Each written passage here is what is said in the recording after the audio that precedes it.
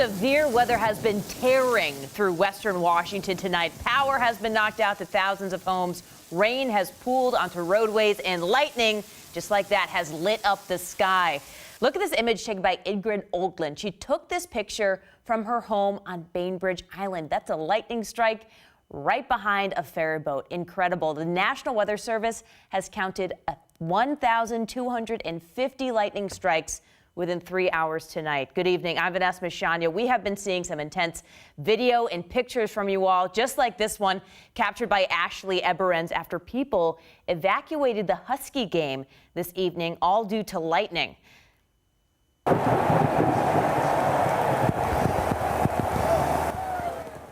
Now, that football game had to be stopped and players cleared off the field at Husky Stadium in Seattle. Fans had to seek cover as well.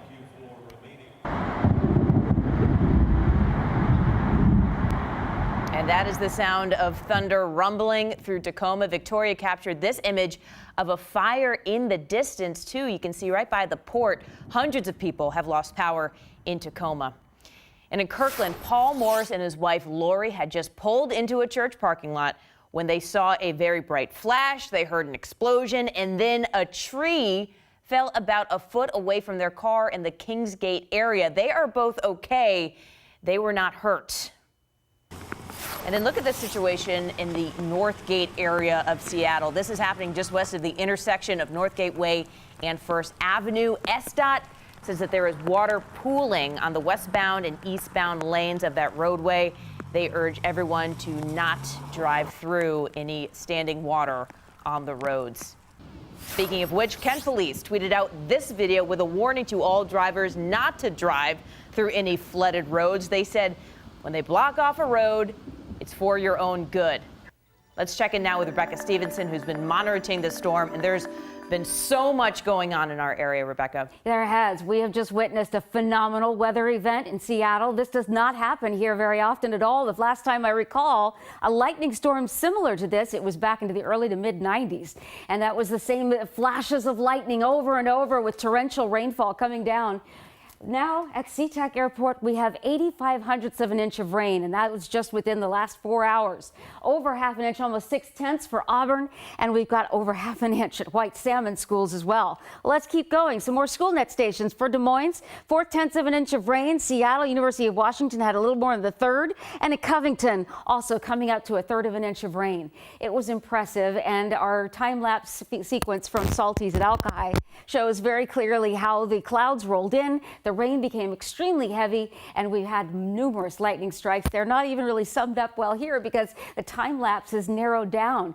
These lightning strikes were happening one after another so quickly and so rapidly. But let's go ahead and move on now to the radar. Right now, it's difficult to see where the rain is when you have all the lightning strikes happening right now. You can see the main cluster, the storm that moved through the Seattle area, South Sound and Seattle, now hammering the North Sound from Bellingham to Everett, even still down to Bothell. Now, a new round of rain and thunderstorms has developed for the Rainier area. We're seeing this particular cluster of storms in motion start to track a little bit to the east. So what we primarily believe will happen here is we'll continue with the moderate to heavy rain and thunderstorms, at least for the next 2 hours here for the north interior. And we're going to begin to see this new round of heavy rainfall travel up the Cascade East slopes, where we have a flood watch in effect, a flash flood watch, meaning that burn scars of wildfires and all these severe storms that are going to be tracking up through the east slopes, we're going to have big concerns about a lot of water coming down quickly. Some of that may instigate some debris flows through the course of the overnight